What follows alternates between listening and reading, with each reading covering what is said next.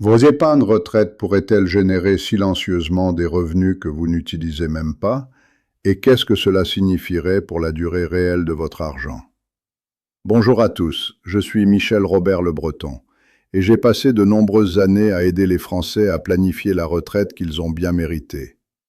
Aujourd'hui, je veux vous parler de quelque chose qui honnêtement inquiète et décourage beaucoup de gens inutilement. L'idée que vous avez besoin de millions d'euros pour vivre des dividendes pendant votre retraite. Je vais vous expliquer ça en termes simples parce que c'est vraiment important que vous compreniez cela correctement. Je rencontre constamment des personnes qui me disent « Michel, j'ai cherché sur Internet combien d'argent il me faut pour que mes placements génèrent suffisamment de revenus pour que je prenne ma retraite. Et les sites web m'ont dit que j'avais besoin de 3 millions d'euros. J'ai presque défailli. Je pensais que c'était impossible. » Et je comprends parfaitement cette réaction.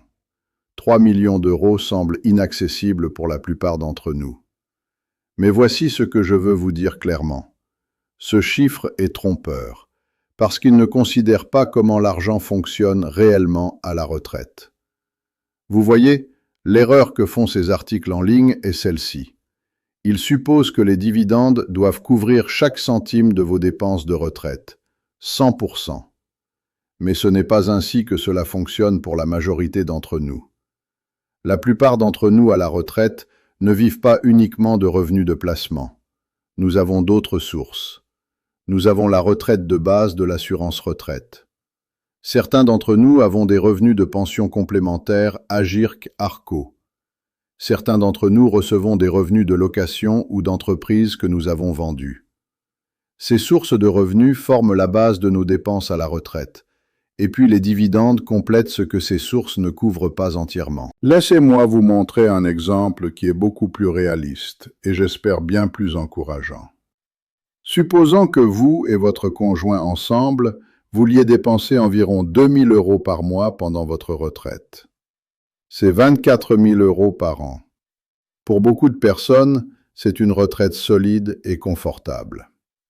Maintenant, disons qu'entre vous deux, l'assurance retraite et vos pensions complémentaires vont vous donner 1 200 euros par mois. Magnifique. Cette retraite de base couvre environ 60% de ce que vous voulez dépenser. Le manque à gagner est seulement de 800 euros par mois, ce qui représente 9 600 euros par an. C'est le chiffre qui compte vraiment. C'est la quantité que vous avez réellement besoin que vos dividendes génèrent. Maintenant, je vais vous poser une question très différente. Combien de capital faut-il investir pour générer 9 600 euros par an en dividendes? Et la réponse pourrait vous surprendre, car le calcul est complètement différent de ce que ces sites web terrifiants vous disaient. Laissez-moi vous montrer pourquoi cela compte, en examinant des entreprises réelles. Je veux être très clair. Je ne recommande pas que vous achetiez aucune de ces actions. Je les utilise simplement comme illustration pour vous aider à comprendre comment fonctionnent les dividendes et pourquoi la diversification importe. Commençons par une entreprise qui paie un dividende assez généreux. Prenons Total Energy, par exemple. Total offre un rendement d'environ 4,5% par an. Si tout votre argent était investi dans Total et que vous vouliez générer 9 600 euros par an, vous diviseriez 9 600 par 0,045. Cela nous dit que vous auriez besoin d'environ 213 000 euros. Comparez cela avec les 3 millions d'euros. Vous regardez soudainement un objectif beaucoup plus réalisable. Regardons un autre exemple. BNP Paribas. BNP Paribas est une entreprise que beaucoup d'entre vous connaissez bien. Elle paie des dividendes d'environ 4%. Si nous appliquons la même mathématique, en divisant 9 600 par 0,04, nous avons besoin d'environ 240 000 euros investis dans BNP Paribas pour générer ce revenu. C'est toujours très loin de 3 millions d'euros. Et L'Oréal? C'est une entreprise merveilleuse, mais elle ne paie pas beaucoup de dividendes, environ 2,5%. En divisant notre objectif de 9 600 par ce rendement, vous auriez besoin d'environ 384 000 euros en actions L'Oréal. Encore une fois, beaucoup plus réalisable que les chiffres terrifiants que nous avons vus précédemment. Et puis il y a LVMH, le géant du luxe français. LVMH est une entreprise fantastique, mais elle ne paie pas beaucoup de dividendes non plus, seulement environ 0,5%. Si vous aviez tout votre argent dans LVMH et que vous essayiez de vivre des dividendes, vous auriez besoin de plus de 2 millions d'euros. C'est le type de chiffre qui fait désespérer les gens. Mais voici l'idée clé que je veux vraiment que vous compreniez. Vous n'avez pas à choisir une seule de ces entreprises. Et vous ne devriez pas. Et c'est là que réside le vrai danger d'investir dans une seule action. Parce que bien que toutes soient de bonnes entreprises, elles ne se comportent pas de la même façon au fil du temps. Laissez-moi vous raconter ce qui s'est passé avec certaines grandes entreprises françaises au cours des dernières décennies. Prenez une entreprise qui autrefois était considérée comme une rente sûre et stable. Il y a 10 ou 15 ans, elle payait des dividendes très généreux, et les gens pensaient que c'était l'investissement le plus sûr du monde. Mais quand les marchés ont changé, quand les régulateurs ont changé leur politique, ces dividendes qui semblaient si sûrs ont soudainement chuté drastiquement. Si vous aviez parié toute votre retraite sur ces dividendes spécifiques, en comptant sur ces paiements généreux pour financer votre vie, vous auriez été dans de graves difficultés. C'est pour cette raison que le plus grand risque pour l'investisseur en dividendes n'est pas le rendement en dividendes lui-même.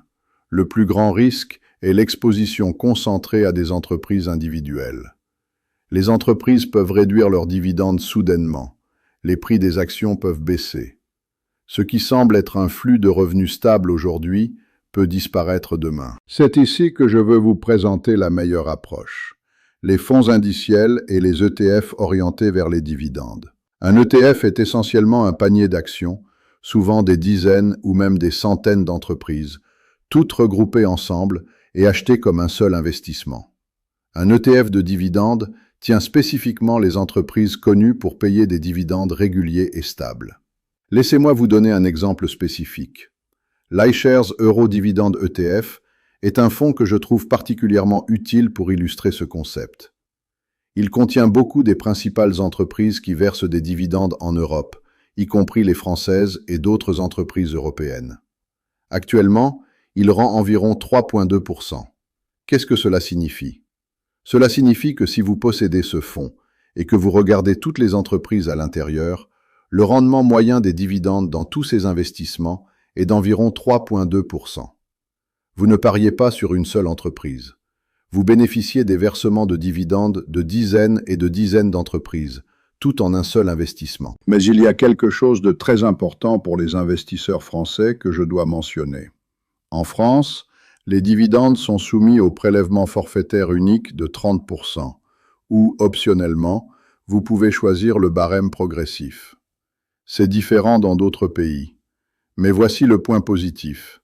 Il existe un avantage fiscal remarquable en France, appelé le plan d'épargne en actions, ou PEA. Si vous déteniez des ETF de dividendes dans un PEA pendant au moins 5 ans, les dividendes et les gains de capital seraient totalement exonérés de l'impôt sur le revenu. Vous ne payeriez que les prélèvements sociaux de 17,2%. C'est un avantage considérable, et c'est pourquoi le PEA est vraiment un outil d'investissement puissant pour les retraités français. Donc, revenons à nos calculs. Nous avons besoin de 9 600 € par an. Nous divisons cela par 3,2% et nous obtenons environ 300 000 €. Pensez à cela. Si vous aviez un portefeuille de 300 000 € investi dans un ETF de dividendes diversifié comme celui-ci, le revenu de dividendes seul générerait les 800 € mensuels dont vous avez besoin pour compléter votre retraite de base et atteindre votre objectif de 2 000 € mensuels de retraite. 300 000 € est un objectif réel et réalisable pour beaucoup de Français qui travaillent vers la retraite. C'est beaucoup plus réaliste que 3 millions d'euros. Et la beauté de cela, c'est ceci. Quand vous possédez un fonds diversifié, vous êtes protégé. Si une entreprise réduit son dividende, les autres entreprises continuent à verser le leur.